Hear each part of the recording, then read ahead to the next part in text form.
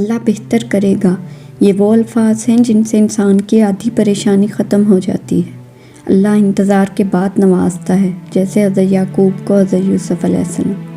رشتوں کے بازار میں آج کل وہ لوگ ہمیشہ ہی اکیلے پائے جاتے ہیں جو دل اور زبان کے سچے ہوتے ہیں۔ مشکل تو یہ ہے کہ ہمیں پیٹھ پیچھے بولنے والے بااخلاق اور منہ پر بولنے والے بدتمیز لگتے ہیں۔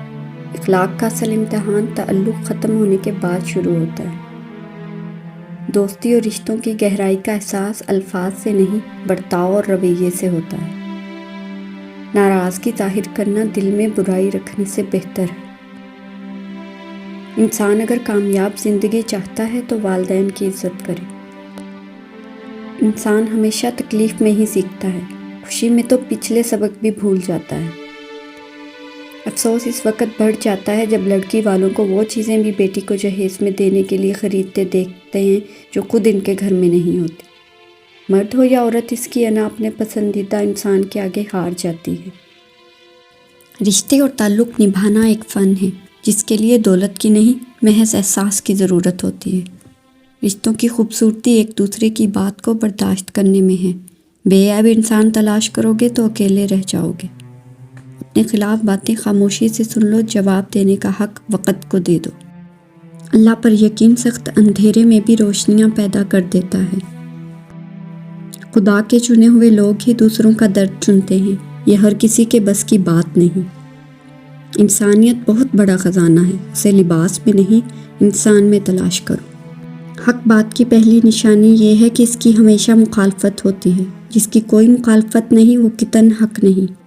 اگر ظرف نہ ہو تو عطا انسان کو مغرور بنا دیتی ہے۔ حالات اور وقت کی تبدیلیوں سے بدلنے والے تعلقات سے بہتر ہے کہ انسان تنہا رہے۔ کسی کو ضرورت مند رہنے دینا اور پھر اس کی امداد کرتے رہنا ایک سوچا سمجھا قتل ہے۔ لوگوں کا ستایا ہوا مسجد گیا تاکہ اپنے رب سے ان ظالموں کی شکایت کرے، لیکن کیا دیکھتا ہے کہ یہ تو پہلی صفوں کے نمازی ہیں۔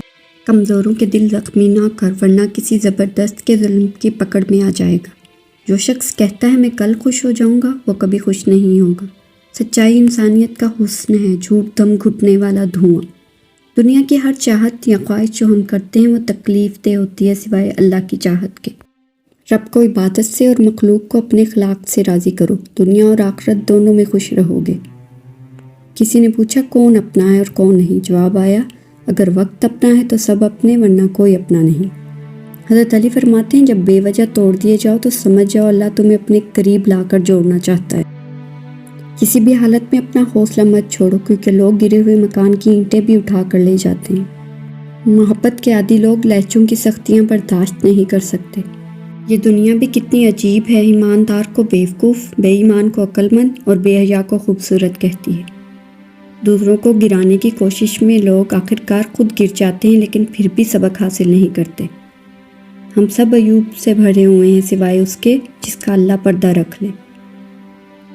عشق حقیقی ہو یا مجازی اپنی انا کو فنا کرنے کا نام ہے۔ آپ بیک وقت دو لوگوں سے محبت نہیں کر سکتے، ایک خود سے اور ایک محبوب سے۔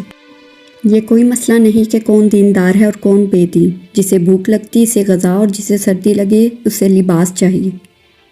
اگر اللہ تمہیں وہاں تک نہیں لے کر گیا جہاں تم جانا چاہتے تھے تو یقین رکھو بہتر ہوگی وہ جگہ جہاں وہ تمہیں اپنی مرضی سے لے جائے گا۔ تکلیف تمہیں اپنے محسن کے ساتھ آشنا کرتی ہے کہ کون ہے جو تکلیف میں تمہارا ساتھ دیتا ہے، وہی تمہارا محسن ہے۔ مقام شکر ہے صوفی کے خدا کے ہاتھ ہے روزی، اگر یہ حق بھی انسان کو دیا ہوتا تو کیا ہوتا۔ جو بندہ اللہ کے کرم کو اپنا حق سمجھنے لگتا ہے وہ ڈپریشن کا شکار ہو جاتا ہے۔